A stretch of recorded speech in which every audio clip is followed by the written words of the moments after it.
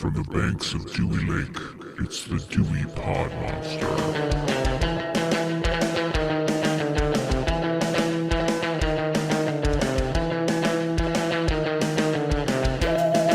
So, welcome back. My name is John, and this is the Dewey Pod Monster podcast. This is your weekly podcast about consumption. We talk about all kinds of dumb shit on this show, and this week will probably be no exception. But who are these dumb fuckers? Well, with me, I have the host of the Dewey Pod Monster podcast. His name is Sean, and my name is John. But Sean, how are you doing today?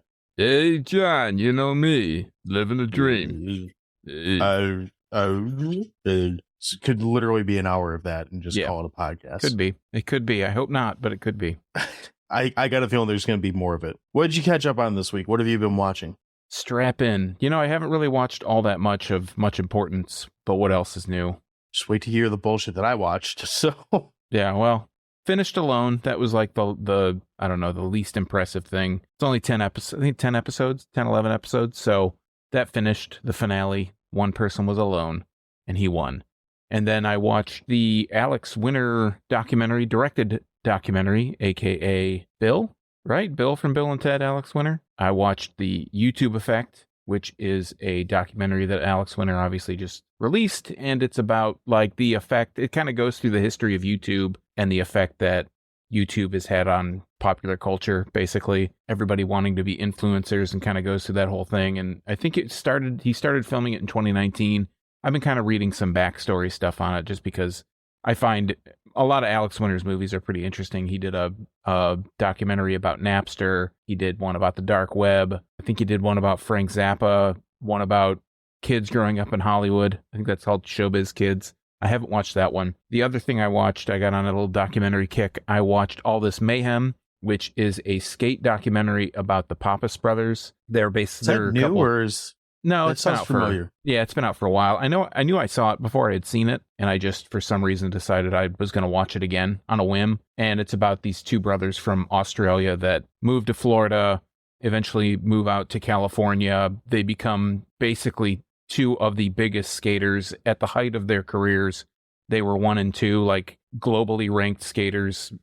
Tony Hawk was like sometimes in second, sometimes in third, sometimes in first. They kind of all leapfrogged each other, and they go into like their drug use, and Ben, the younger one, actually died. I think he committed suicide. Spoiler alert for this documentary. And it was 10 pretty years old now. So yeah, it's been around a little while. I think it's actually 2014 or 20. Yeah, I'm 90% sure I've seen this, but you're saying stuff about it, and there's like parts that are ringing a bell, and then there's parts that don't. Yeah, I knew I had seen it, and I saw it was available to watch, and I watched it, and I was like, I really feel like I've seen this before, and lo and behold, I did. But it was, it's always been an entertaining watch. I mean, if you can watch the whole thing again and not be swayed into not watching it anymore, that's usually a check of approval or something people do. I mean, I guess the counter argument would be if you can watch something and totally forget that you watched it until you're about halfway through, that might not be the best sign. But no, it didn't. I watched it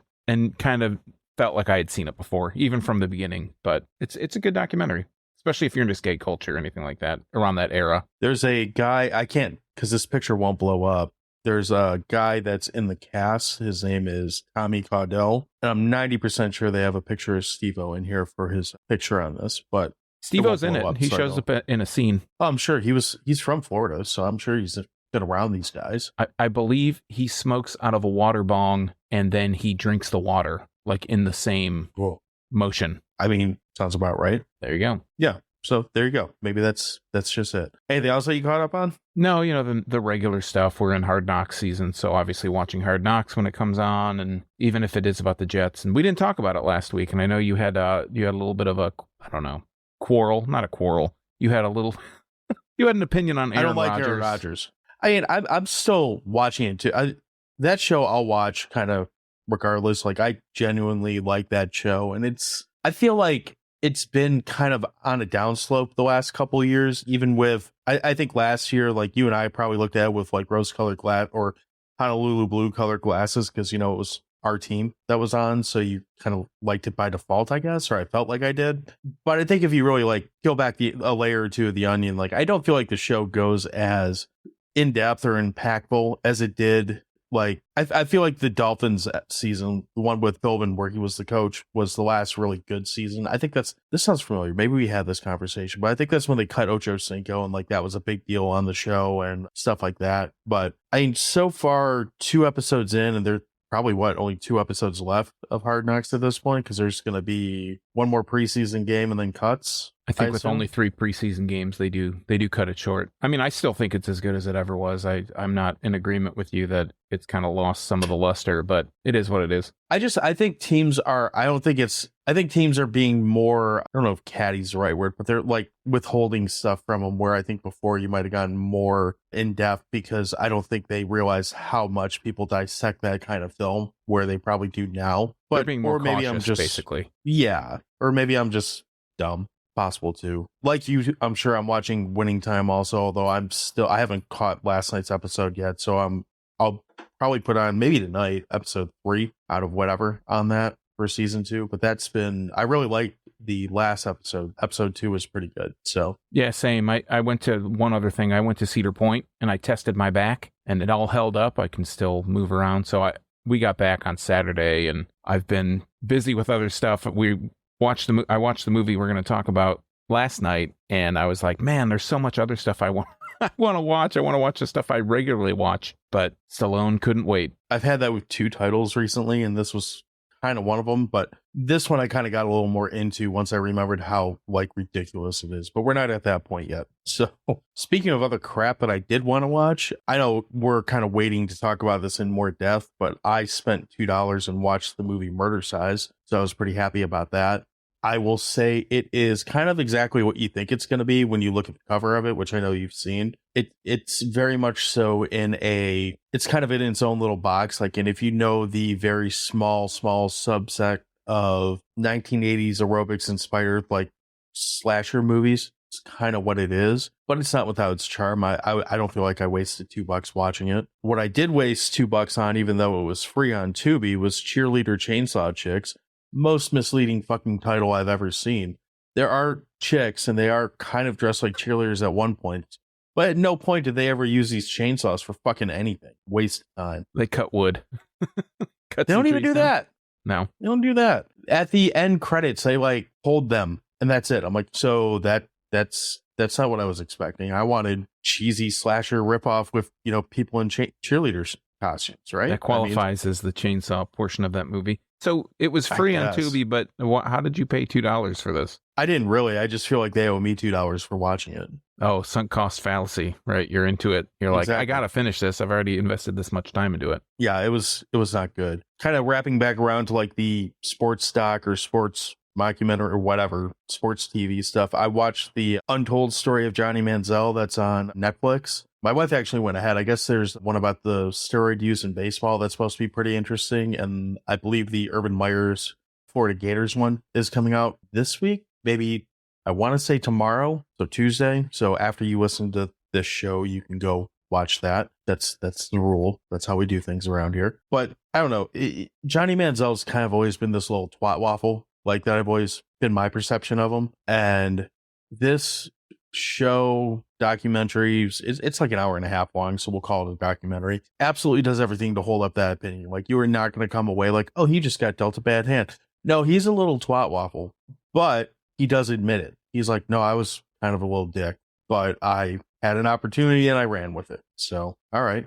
But if you're interested in that character, worth watching. Then past that, the only other thing I really kind of dabbled with, I rewatched Reanimator because BP told me to. So shout out to BP, who was on 2 weeks ago when this comes out, right?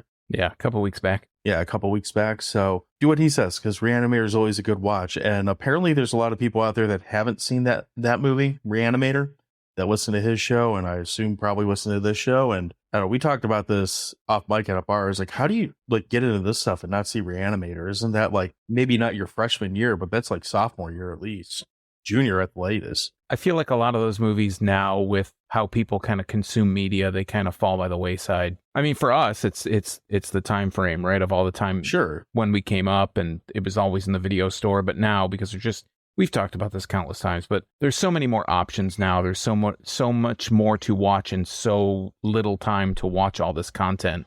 It's just, you're being peppered with it from every direction. So I could see it, especially if it's not something you grew up with or someone introduced it to you. You kind of got to stumble on that stuff, and that's kind of why we talk about some of these crappy movies. Not that one's a crappy one. It's true. No, it's a pretty entertaining one. Now, I can't speak as highly for the two sequels, being Bride of Reanimator and I think it's like Reanimator Reborn or something. I don't know. All three of them are on Tubi. So if you want to, you can go have yourself a little Reanimator marathon. And I would, even if the other two don't hold up to the first one, which I remember Bride of Reanimator being okay. I have no memory of the third one, but Reanimator, sure Reanimated? That might be what it's called. I don't remember. I'm just guessing, but that would be great. Yeah. I have no doubt that it's worth the, hour and a half probably that would be to invest in it. So I could look it up, but I don't care that much right now. We're not talking about Reanimator today. So what are we talking about, John? Oh, we're talking about a movie that Cobra.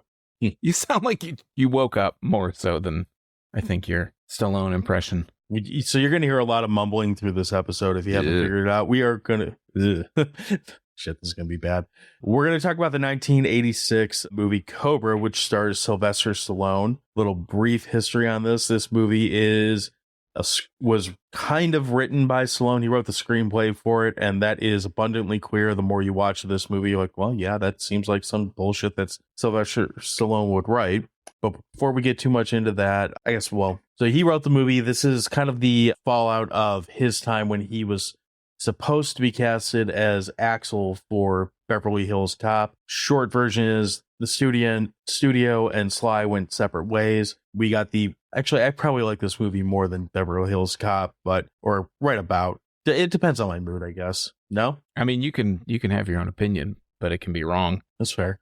Well, we got the Beverly Hills Cop that we all know and love with Eddie Murphy, and then we got this from Sly, which was a one-off. We start these with a third-party review. This is another anonymous review that gives this movie 3 stars out of 5. It's actually kind of spot on in some ways, but we'll go with it. A big spoonful of cheese, it might be. They spelled might wrong. They spelled M-I-T-E. Like the bug. So a big spoonful of cheese it might be, and the story is hard to follow behind the 80s machismo and 80s anthems. But one thing I look for in old movies is character, and Cobra has character, which for me makes it worth a watch. Which I actually think that's a kind of fair review, spelling errors aside. So, all right, so we go off IMDb. Secondly, we have the plot and the storyline, and the plot goes. John's not agreeing with me at all today. It's great. No. The plot goes: a tough-on-crime street cop must protect the only surviving witness to a strange murderous cult with far-reaching plans. And then the storyline is from Nick Reganis. You got the timing on that perfectly.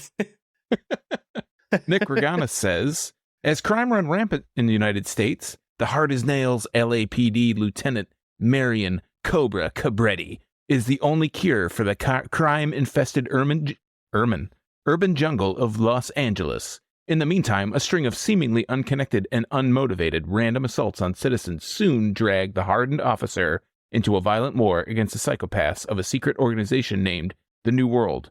This is very wordy, by the way. I have to take a break in the middle of it. With the criminal society... I thought you were...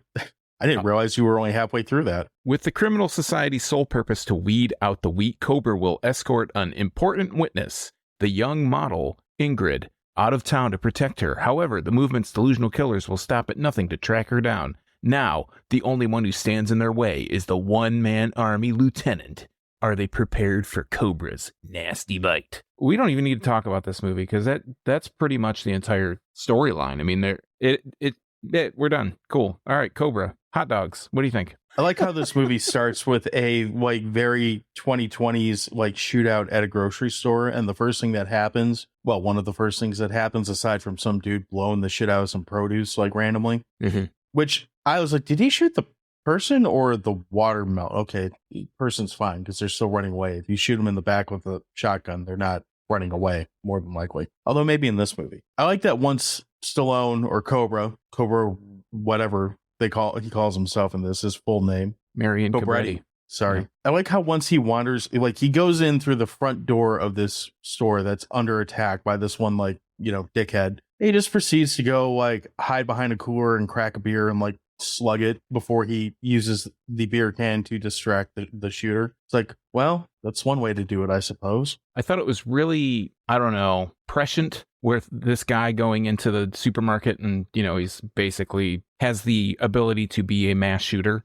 And that's like something that seemingly happens in this country every day now. But he's definitely got the unlimited ammo code going on that shotgun. And I read that this movie was a lot more violent and they cut it down. I mean, and more people died in this grocery market scene, but two people, the guy, the perpetrator, and one random hostage get killed in this whole exchange. And like you said, the guy's just like pumping shotgun rounds into watermelon and grocery carts and, I don't know, salami and, the cold cuts and everything else. Like, what? Did you notice he goes through a like maybe 20-second scene where he racks the shotgun like 4 times in a row for no reason? Like, there's no shells popping out. He just keeps racking it over and over again. That's the intimidation factor. I think he wants to make it known.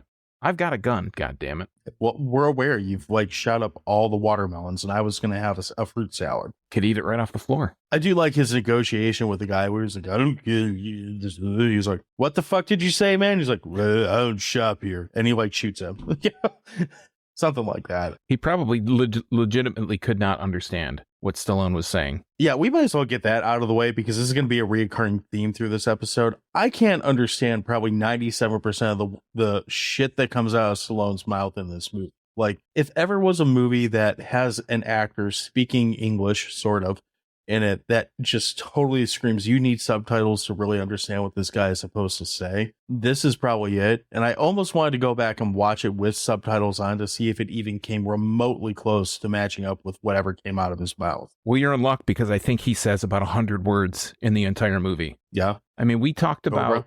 about Undefeatable last week, and one of the people on this podcast complaint were that it's just it's like a vessel to get from one action scene to the next action scene to the next action scene. Sure. This movie has almost no story. Like, that you don't know who any of the characters are. You don't know anything about them. There's no backstory. We have to wait 55 minutes into this movie for Stallone to give you any kind of character of Martin Cabretti, like to give you anything. And he talks for about a minute.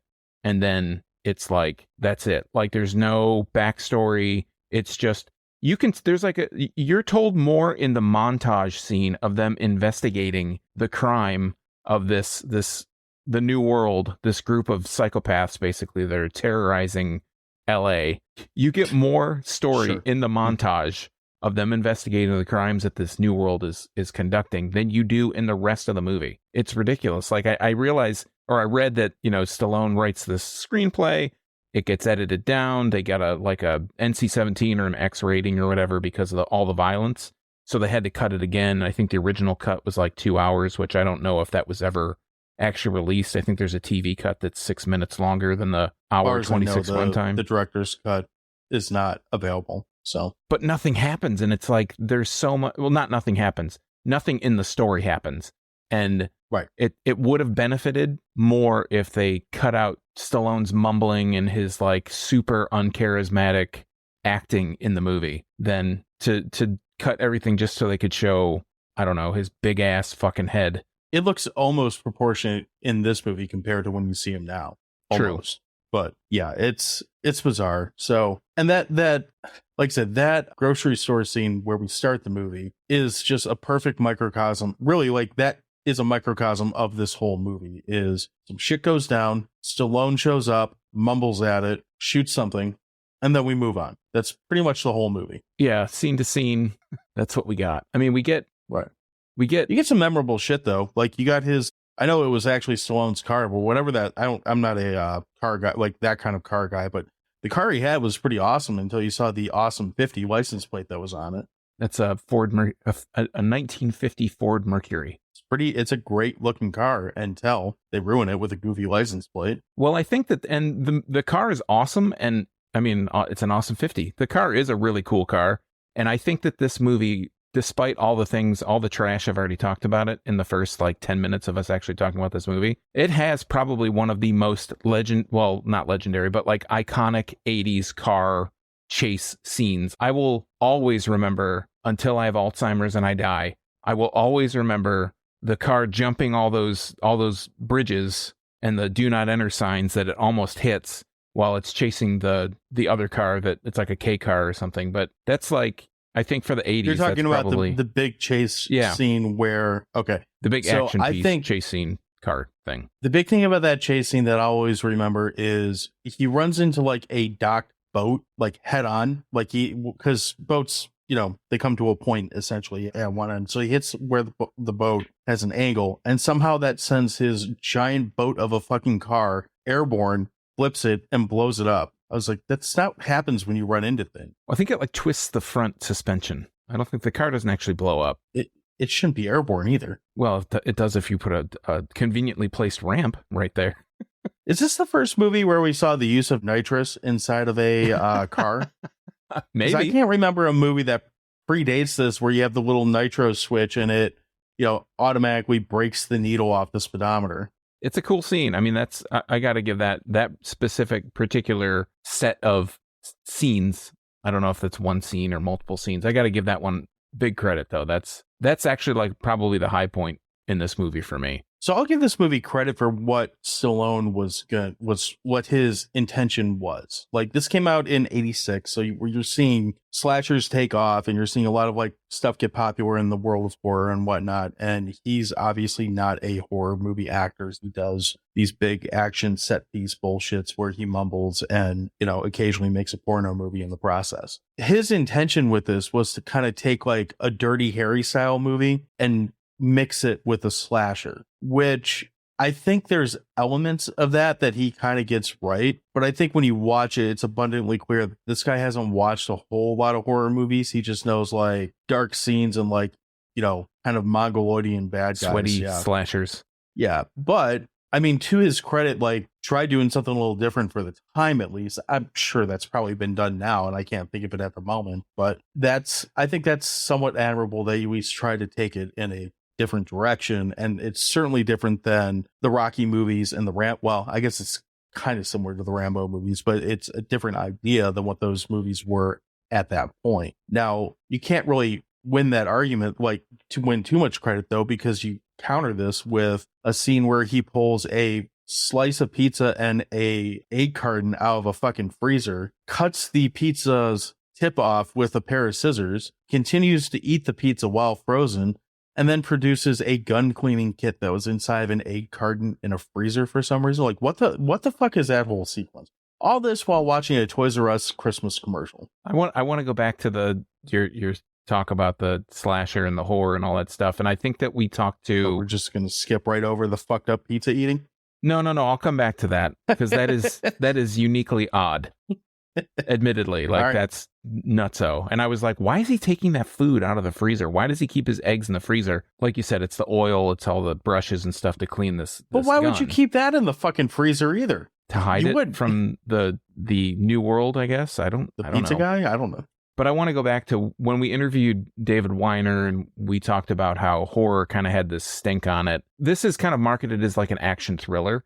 And if Stallone isn't in this movie, it is pretty much following the lines of a slasher. I mean, the night, what's his name? The Night Slasher, that's his goddamn name, part of the New World, which I'm going to say probably 500 more times during this recording. Movie needs 100% more Hulk Hogan in it. Just saying. Well, I have a point about Hulk Hogan too that we'll probably get into later on. But Brian Thompson plays the Night Slasher. He does a really good job. I'm surprised he's not in more stuff. He's the bad guy, super greasy, looks sweaty all the time. If you don't know him from this, you probably know him from the first Terminator movie. He's opposite Bill Paxton as he's one of the punks. 2. Yeah, that's probably the main thing you would know him from other than this. Oh, and before I forget, you get Poppy from Seinfeld in this movie too. So yes, you do. Doesn't wash his hand, eats a lot of candy. Yes, gummy bears. And so without Stallone, this is a straight up probably horror movie if he were not to be the star of it.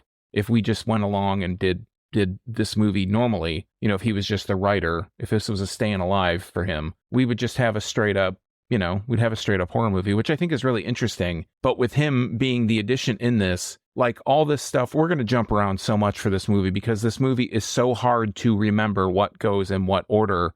The thing about Hulk Hogan I was going to say is that Stallone in this movie gets... like the only thing that happens to him, he gets in a car wreck. He gets in this one-on-one, like hand-to-hand combat fight with the Night Slasher. He takes out, I don't know, about 100 dudes on motorcycles that seem like if they get separated, they must be like centaurs for motorcycles, because when they get separated from the motorcycle, they all die. And why do the guys on the motorcycles put their guns down? Stallone gets a cut on his eye. That's the worst that happens to him. He's like Hulk Hogan in that he has like the creative control contract where nothing, and Vin Diesel in Fast and Furious, like, I can't be beat up by anybody on screen unless I agree to it. And this movie is like just still like a superpower fantasy of all Stallone just being this hard ass, 5'6" hard ass that beats up all these people. It's just, it's ridiculous. It's so silly. I can't be fighting like I'm Rambo. Rocky doesn't lose. And he was trying to have this be a franchise where he would have Rambo, he would have Rocky, and he would have Cobra. And you can tell this movie is the way that it finishes, and we're not going to get quite there yet because we're still we got too much to talk about. But the movie ends and just like it ends as if there is going to be another one of these movies. I'm actually moderately disappointed that there weren't at least one more, or wasn't at least one more of these movies, because of all the franchises that we've seen, if you could sell me a Cobra 2 a lot quicker than Fast and the Furious 12 or whatever they're on now, or, pick your franchise you don't like, but I don't agree with that. No? I wouldn't think a Cobra 2 would be made before a Fast and Furious 2 would have been made. Because it made so much money, and this is such a flop failure piece of crap movie for the time. Like, this got shit on so hard. I remember shit on, but it doubled its money though, which in 1986 dollars, that's kind of what they were looking for. It did get shit on. I mean, this is sitting at 18% on Rotten Tomatoes right now. Not that really matters, but you know what other movies got shit on? Halloween, Friday the 13th. Like, again, franchises. A lot of them get shit on. Those movies have their fans. Well, absolutely. And this movie has too, its fans, but a large majority of people are not a fan of this movie that have seen it. I wouldn't think. It has its fan. So it has its fan. Stallone, that's its fan. Right. How'd you feel about the random robot shot that shows up in the middle of the movie? That is so weird. I just don't see the point. Like, why? Yeah. Like, these, like strobing weird robots being popped in front of your eyes every so often. So we haven't brought this up yet, but we talked a little bit about the Night Cult, or the NWO and the New World. Yes, right. New World Order. And one of the things I kept thinking when I saw it, because they show this cult group basically taking their axes, and there's one dude with a little tiny tomahawk. So I guess he's not a full cult member yet. He's just, mini dude. He's a junior volunteer. But they're essentially taking them and, clinking them together over their heads repeatedly. I was like, I feel like I'm watching a Paula Abdul video or something, where there's just a bunch of dudes in suits that are going to break into like interpretive dance. And this robot scene, which is in the middle of the, like, it's pretty early in the, it's kind of right after he does the pizza thing, isn't it? Like fairly early in the movie. It's pretty much right after we see Brigitte Nielsen for the first time. She has the encounter. I don't even understand, like, the way that this movie is cut and the way that it is so poorly edited. I don't even understand why they're going after Brigitte Nielsen, because she didn't even see anything. No, I don't get that either. It's like they saw him, but she didn't see him commit a crime, so who cares? Yeah, she just saw 3 people standing around in the dark. Right. Next to a car, and they get all crazy, and then she drives off, and they're like, what's the license plate number? And we find out that one of the people that are in the cult are a police officer. They have access to records, and they can see where she lives, who she is, all this stuff, and they go after her, and that's really the whole premise of the movie. But she doesn't actually ever see anything, so it's like, okay, you're psychopaths, you want to just kill everybody, that's cool, but like, why? Sure. Why? Yeah, and we don't get told any of it. Like, the cult is the clinking of the hatchets and the hammers and the axes and all that stuff. That is one scene that I'll never forget about this movie. I mean, I hadn't seen it in a while, but I knew that it was in the movie, and I'm like, oh yeah, this is like this whole cult of all these people, but they don't really ever expand on it. And again, it's just because of, Stallone going so overboard, thinking his shit doesn't stink. He doesn't have a fan in his bathroom, and he just has this like magnum opus of a script, a 3-hour movie that gets cut down to an hour and a half that makes no sense.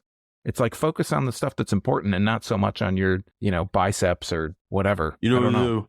We still gotta get some robots in there, because need some robots. All right, it's what these like nerds really like, is some robots.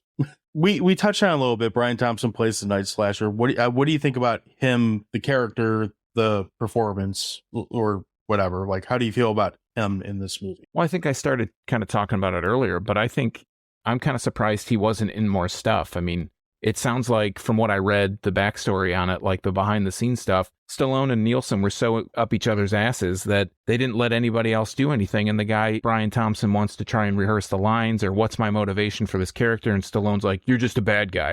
It's like, oh, thanks for all the information there, Sly. Like, I feel like he almost, again, we don't have his, we could look it up, but why would we do that? We don't have his resume in front of us, but he just didn't show up in anything. He's not that bad in this movie. He's like one of the few, for me personally, I mean, I think I'm totally selling. You're probably going to be able to figure out what I'm going to rate this based on all the shit that I'm talking about it, but he didn't get a chance to really take off. This is like the first big role that he gets, and it seems like he just kind of craps out. But do they like enhance his voice whenever he talks? Does it sound like they pitch it down or something to make him even more of a seemingly psychopath than he actually is?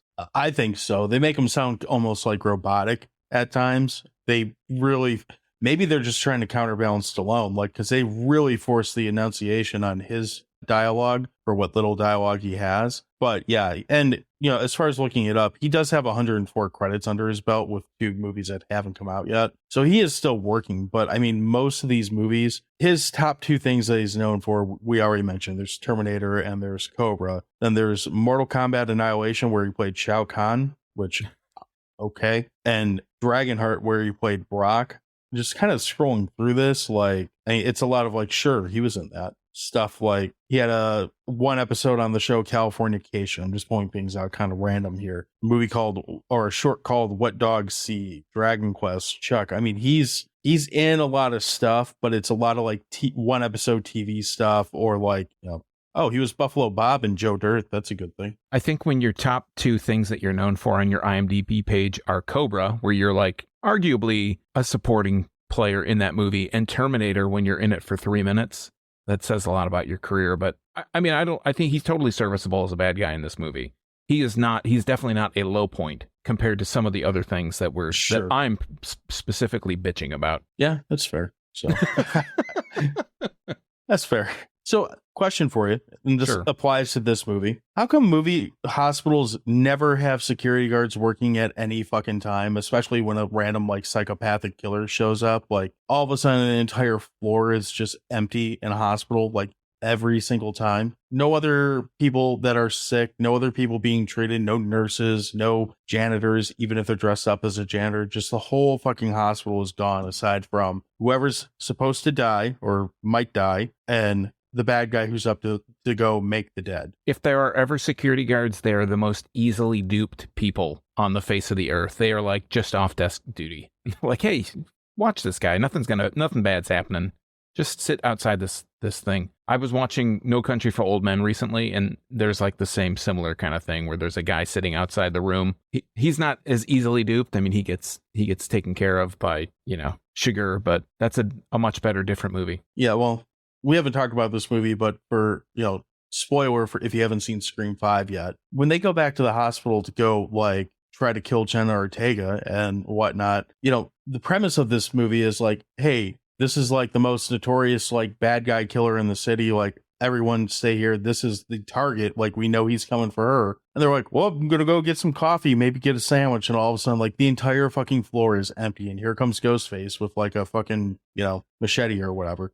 Anyway, we're not talking about that movie. Why did I get sidetracked there? It's just really a dumb trope that it's like every time that you go to a hospital in a movie like this, like, well, you might as well just clear the whole hospital out and just have it be amazed to see how are the rat's going to get to the cheese at the end of the tunnel. I do like his power costume, though, just by coloring his hair a little bit darker. Yeah, and nobody knows it's him. Yeah, clearly.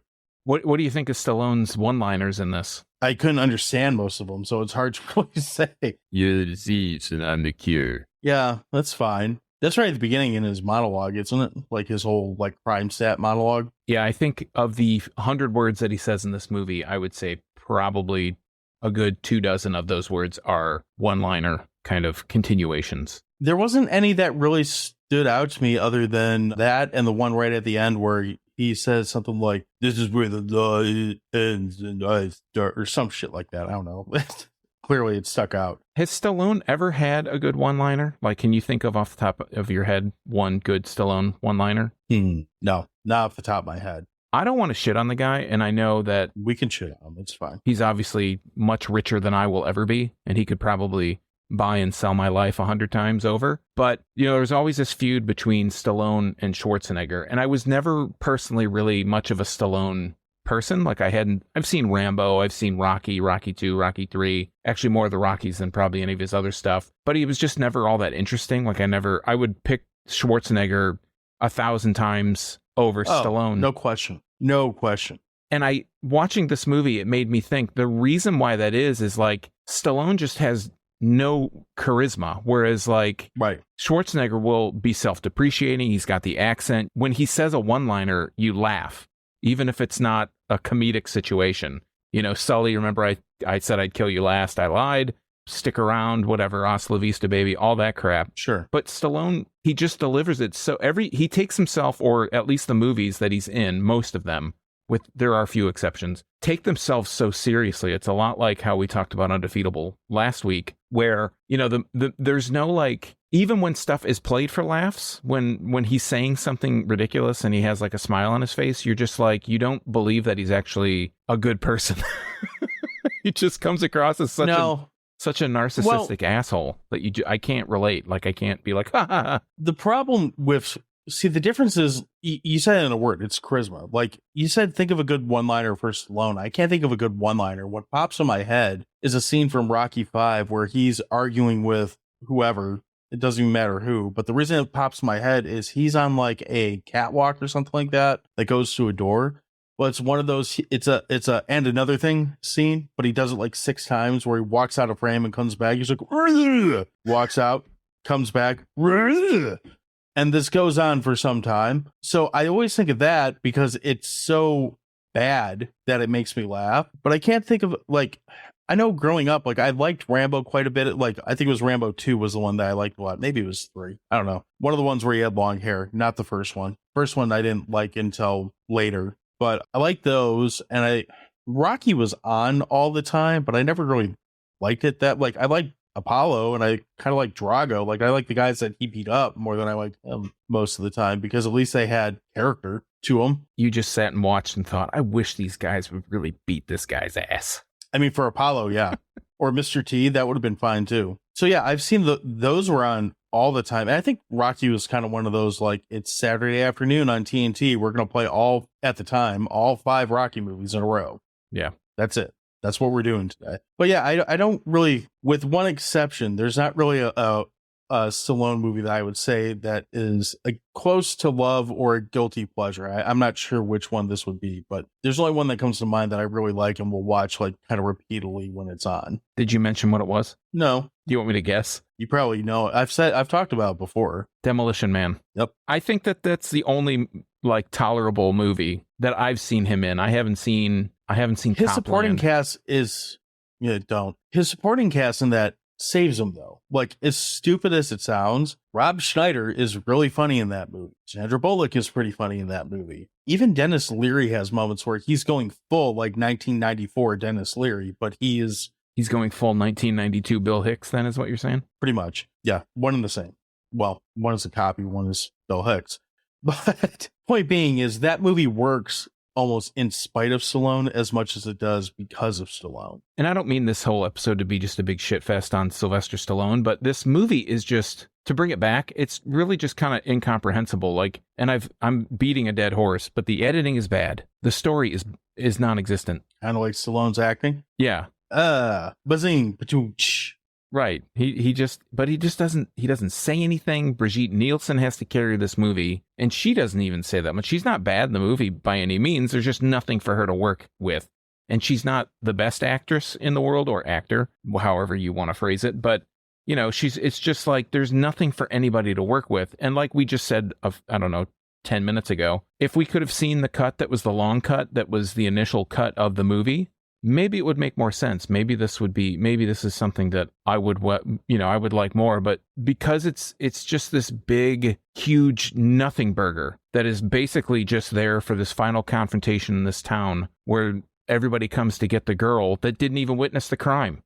I don't get it. I think if we got the full cut of this movie, it probably would make more sense from a story standpoint. Yeah, but it'd probably be a worse movie. That's exactly what I refuse to believe that a 2-hour cut of this movie would leave me thinking anything more like, would you fucking get this over with? Like, you're right. This is just like action clip to action clip. And we'll get to the ending of this movie in a minute because I don't want to talk that much more about it, to be perfectly honest. Yeah. This is kind of just action scene to action scene. But if you drew this out with, of all people, so that 1986 Sylvester Stallone trying to explain a plot, that's not going to help this movie. I don't know if it would hurt it, but it's definitely not going to help it. I don't want to step in his defense, but I mean, he did write some of the Rocky movies. Definitely wrote Rocky 1. He got like an Oscar for it. He knows how to write a story. So he wrote a story about a boxer who has a boxing match and won an Oscar for it. Cool. Hey, it's a little bit more complicated than that. I can't believe you're making me defend Sylvester Stallone now after I just shit on him for the past 35 minutes. But this is what life is. You take a shit, then you clean it up, I guess. Let's talk about the end, please. Yeah, we'll just wrap it up and give you the Cliff Notes version. Basically, they flee town. They're trying to get out of the city. Is this supposed to be New York? I don't remember. Is it New York or is it LA? It's LA, wherever the fuck they are.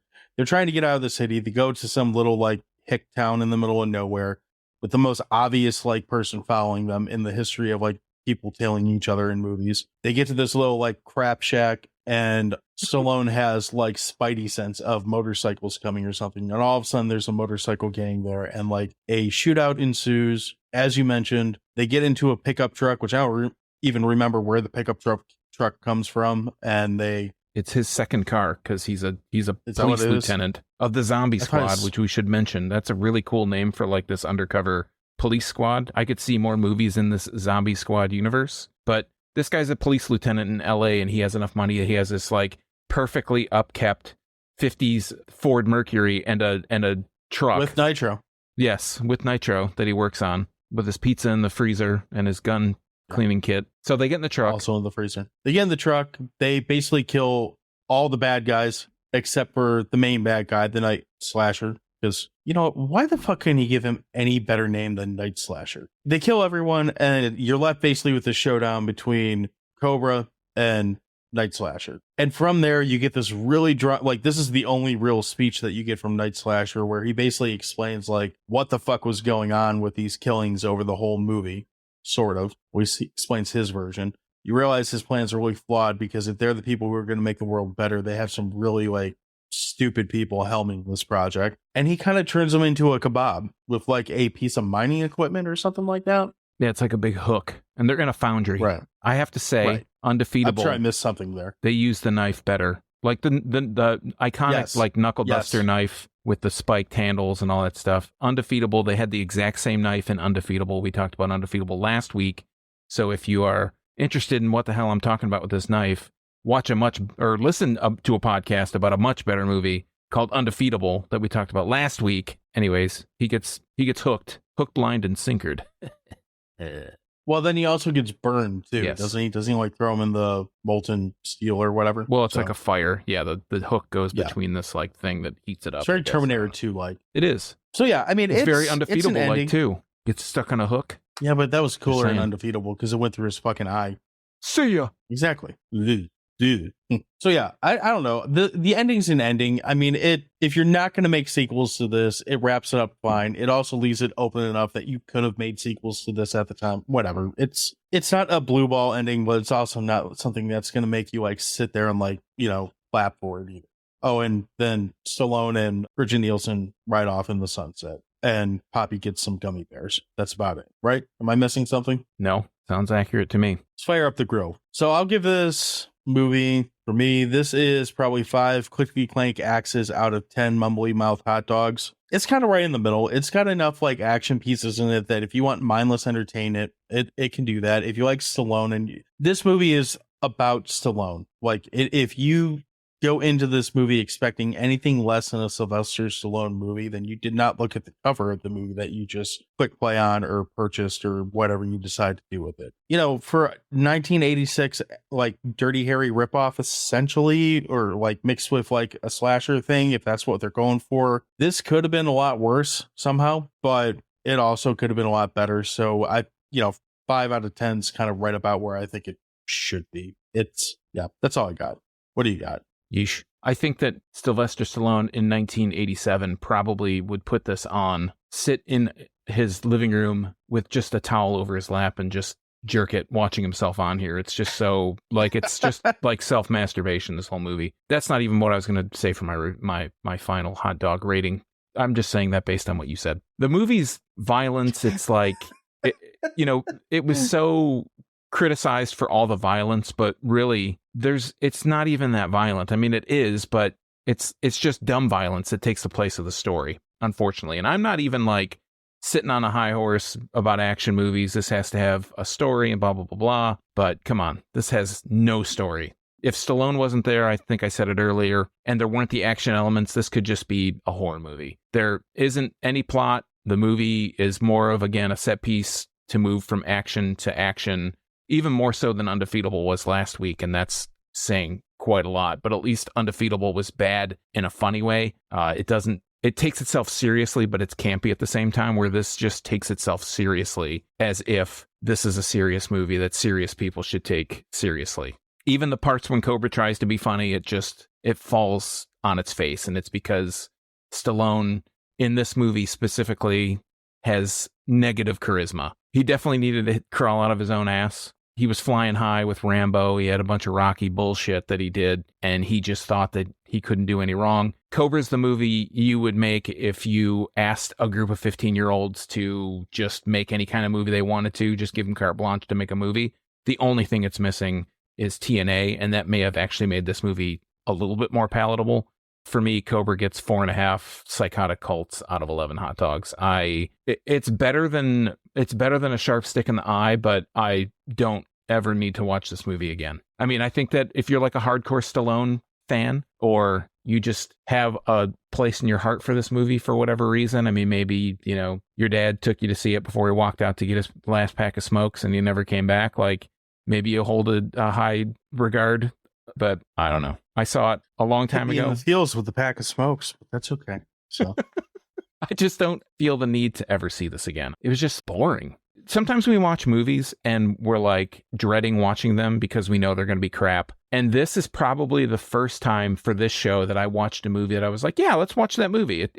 I remember it being okay. This was your pick, by the way. I think you were the one who suggested this. I think it was mutual.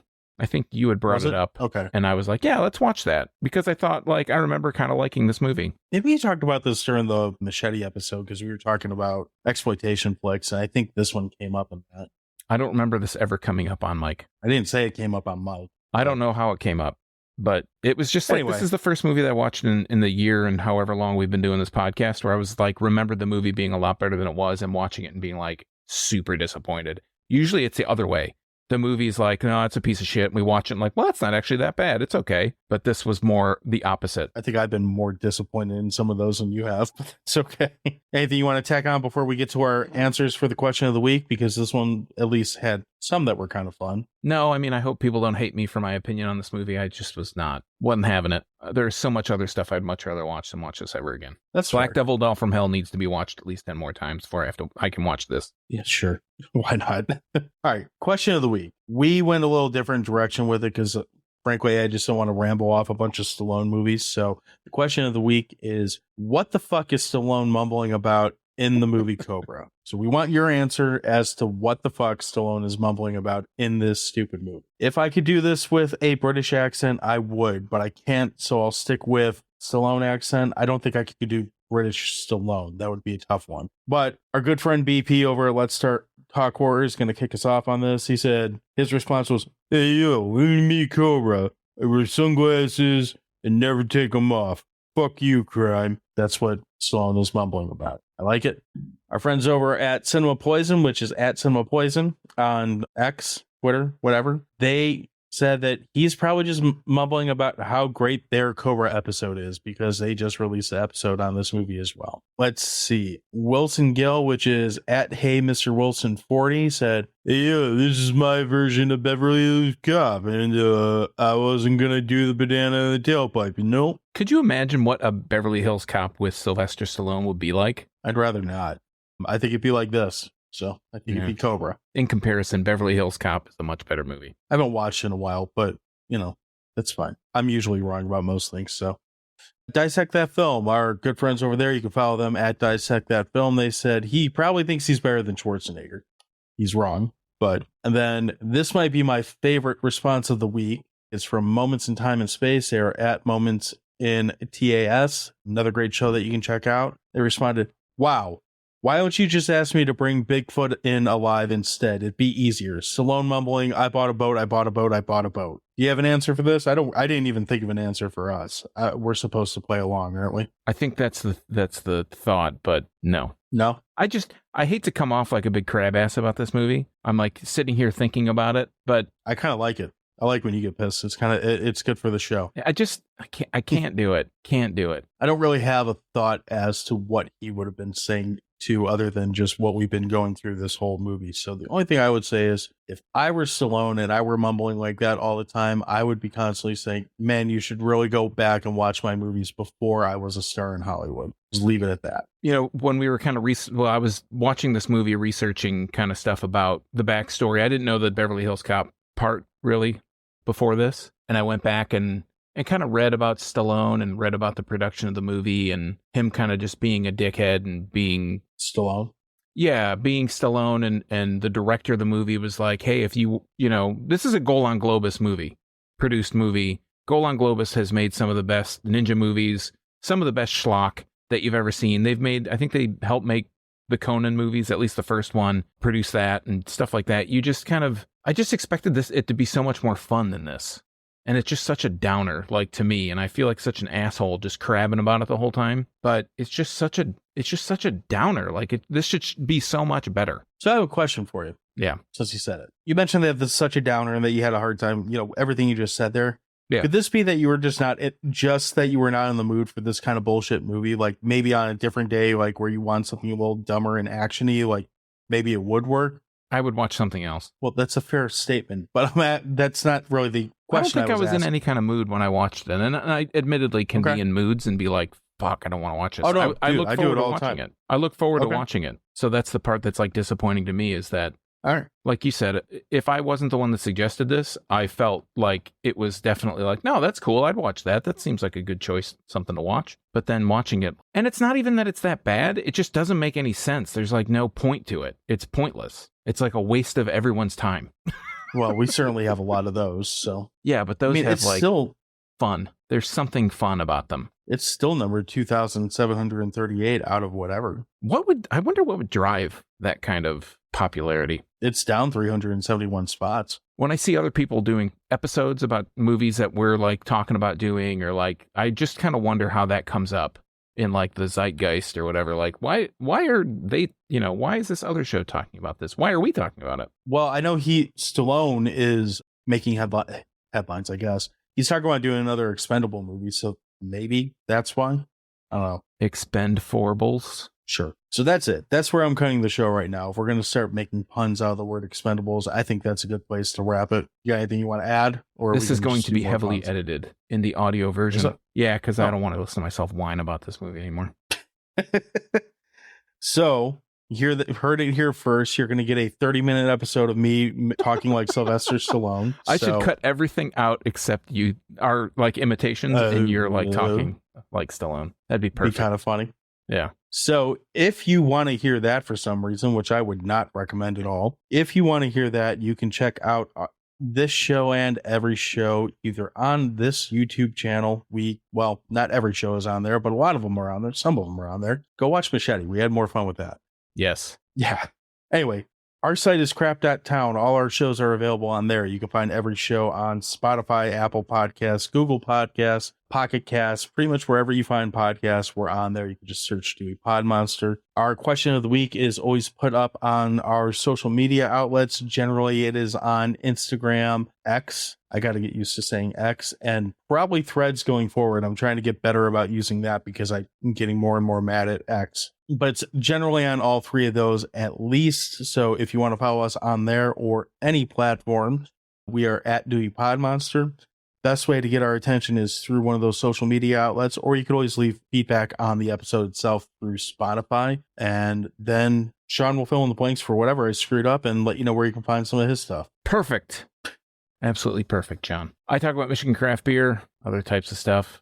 at my YouTube channel, youtube.drafttherapy.com. If you want to hear my diaper whining like a big baby, you can.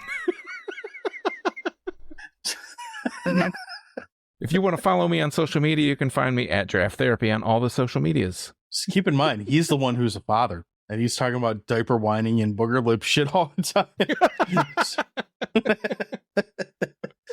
I was totally booger lipped in this episode, I have to admit. Shit happens. Yeah. That's all we got. So we will be back next week with some other movie. I don't know what yet, but we will talk to you soon. And again, you can find out about that ahead of time by following us. And yeah, talk to you later. Cheers. Adios.